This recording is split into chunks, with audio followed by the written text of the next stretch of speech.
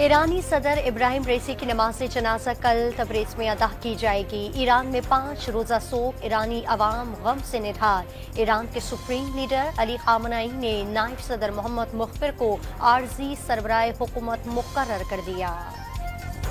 सदर आसिफ अली जरदारी का इब्राहिम रईसी की नमाज जनाजा में शिरकत का इम्कान। वज़ीर-ए-आज़म शहबाज शरीफ की इस्लामाबाद में ईरानी सिफारतखाने जाकर ताज़ियत, कौमी परचम सरनिगू रहा। पंजाब असम्बली में हतक इज्जत बिल पेश, अपोजिशन का भरपूर एहतजाज, एतमाद में ना लिए जाने का शिकवा, सहाफती तंजीमों का भी एहतजाज, बिल आज़ादी इजहार पर पाबंदी की कोशिश करार दे दिया। मुजवजा इलेक्ट्रॉनिक क्राइम एक्ट पर मफाहमत पैदा करने की कोशिशें। वज़ीर-ए-आज़म ने राना सनाउल्लाह की सरबराही में सियासी कमेटी कायम कर दी, नोटिफिकेशन जारी कर दिया गया। और कराची में लसबेला पुल के करीब शहरियों का बिजली की बंदिश पर एहतजाज, गाड़ियों की कतारें लग गए।